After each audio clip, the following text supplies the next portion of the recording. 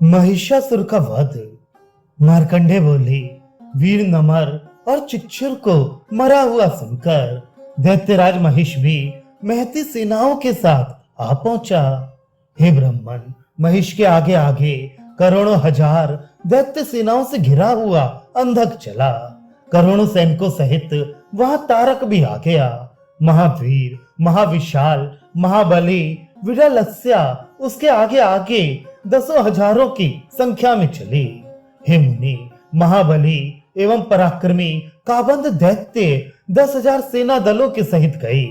महाबली काम्भोज, शक और चीन गणों के सभी महाबली दैत्य वीर सेनाओं सहित गई। तभी यवन, सौभक, आलय गणों के विशाल कायी महाशक्तिशाली दैत्य भी हजारों सेनाओं से घिर कर गई। हे श्रेष्ठ द्विज, महावीर काल के गण करोड़ों दैत्य वीरों के साथ युद्ध करने की इच्छा से गई।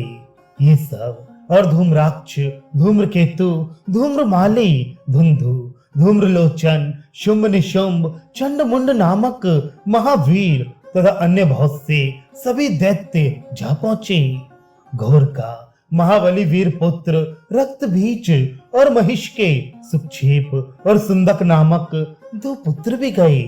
इन सभी और अन्य बहुतों से घिरे हुए बलि महिषासुर ने महापराक्रम वाली उन महामाया को सिंह पर चढ़ी हुई देखा।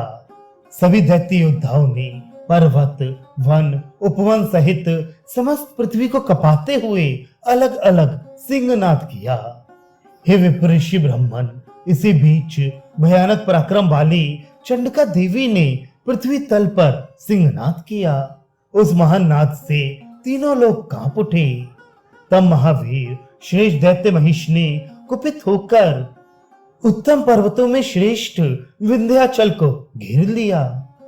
प्रचंड एवं दिव्य पराक्रम वाली चंडिका देवी अब पर्वत से उतर आई और दैत्यों से युद्ध करने लगी। तब भयानक पराक्रम वाले दैत्यराज महिष क्रोधित होकर रक्त पीने वाले तीक्ष्ण नाराज बाणों की वर्षा करने लगा। हे श्रेष्ठ द्विज, देवरूपिणी उन चंडिका देवी ने सर्व विष के समान घातक बाणों को नष्ट कर डाला। समस्त सेनाओं को साथ लेकर महावीर महिष ने भी दिव्य, सुदृढ़ और स्वर्ण भूषित धनुष ले लिया।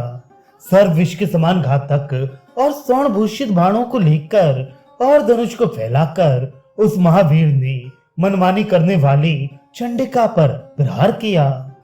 दुष्टात्मा महिष के द्वारा बाणों से विद्ध हुई उन देवी भगवती ने कुपित होकर तुरंत ही चक्र ले लिया। उस दैत्यराज के साथ भगवती का युद्ध होने लगा, जो सभी देवताओं को भयदायक था। भगवती ने दैत्यराज के प्रति चक्र फेंका। हे महामुनि, महावीर दैत्येंद्र ने भी चक्र लेकर वेग के साथ फेंका, जिससे भगवती का चक्र छिन्न भिन्न हो गया। तब हे ब्राह्मण, क्रोध से लाल आंखों वाली भगवती ने उच्च स्वर से सिंहनाद कर तुरंत ही बाणों को लिया। हे श्रेष्ठ मुनि, उनसे दैत्येंद्र के हृदय पर प्रहार किया। वे तीक्ष्ण बाण उसके हृदय को भेदन कर तुरंत ही पृथ्वी पर गिर पड़ी। तब महाबली और पराक्रमी दैत्येश्वर ने क्रोधित होकर देव सेना को विनष्ट करने वाली भयानक शक्ति फेंकी। उस शक्ति को आता हुआ देखकर भयानक पराक्रम करने वाली चंडिका ने चक्र के द्वारा उसके 2 टुकड़े कर दिए और वह पृथ्वी पर गिर पड़ी। हे श्रेष्ठ मुनि, उसे निष्फल होकर गिरी हुई देखकर महिष ने क्रोध से उन्मत्त होकर सोने की पीठ वाले सुदृढ़ धनुष को लेकर और तीक्ष्ण नोक तथा स्वर्ण पंख वाले बाणों को खींचकर हंसते हुए उन देवी के हृदय को विद्ध किया। तब कुपित होकर भयानक पराक्रम वाली महामाया चंडिका परमेश्वरी ने चक्र द्वारा ही दैत्यों को मारा। दैत्यों के शरीर से निकले हुए बहुत से रक्त से भयदायिनी भयंकर नदी उत्पन्न हो गई, जिसमें मुकुट, पगड़ी आदि फेन के समान, हाथी द्वीप के समान और लोहदंड घड़ियालों के समान शोभित होने लगे। राक्षसों के द्वारा सुशोभिता वह नदी कौओं और बाजों से युक्त होकर और सैकड़ों गीदड़ियों के शोर से गुंजायमाना होकर बड़ी भयंकर थी। बेतालों के समूह से भरी हुई और भयंकर हुंकार से वह बड़ी भीषण थी। महावीर महिष भी उसे देखकर हताश हो उठा। सिंह पर चढ़ी हुई और लाल आंखों वाली गरजती उन महामाया को वेग से आती हुई देखकर समस्त सेनाओं से युक्त उस वीर ने चारों ओर से उन पर बाणों की धारा प्रवाह वर्षा की, जिस प्रकार मेघ जल वर्षा करते हैं। तब क्रोध के वश में हुई भयानक स्वरूपा अति भयदायिनी देवी नवीन धनुष लेकर किलकिला शब्द करके दैत्यराज को मारने की इच्छा से दौड़ी।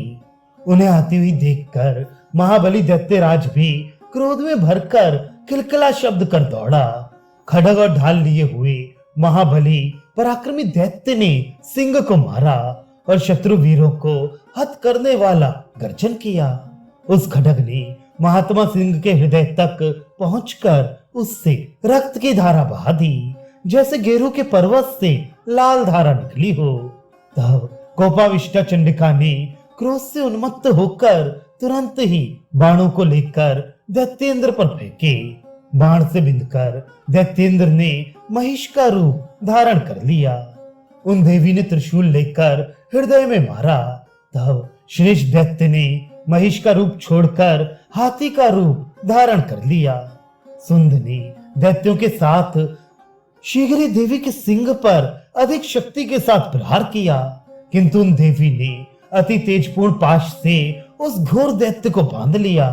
दैत्येंद्र ने अपने शरीर को पाश से बंधा हुआ समझकर हाथी का रूप छोड़कर पुनः महिष का रूप धारण कर लिया। उसकी पूंछ से ताड़ित सागर ने चारों ओर बाढ़ से जल भर दिया। अपने सींगों से उसने ऊंचे पर्वतों को छिन्न भिन्न कर दिया और गर्जन किया। इस बीच में उस देवी ने बारंबार पान कर त्रिशूल लिया और महिष के शरीर से आधा निकले हुए दैत्य के हृदय में प्रहार किया। शूल के प्रहार से महाबली दैत्यराज स्तब्ध रह गया। फिर भी खड्ग और कवचधारी वे युद्ध करने की कामना से प्रस्तुत था, किंतु हृदय में स्तब्ध होकर वह दैत्य पृथ्वी तल पर चल नहीं सका। तब कुपिता चंडी ने शीघ्र ही खड्ग लेकर महिषासुर के सिर को काटकर पृथ्वी तल पर गिरा दिया। हे श्रेष्ठ द्विज, उस महाबली घोर दैत्य के मर जाने पर धरती स्वस्थ हो गई। बचे हुए दैत्य भयभीत होकर सेनाओं और वाहनों के साथ पाताल देश में प्रवेश कर गए।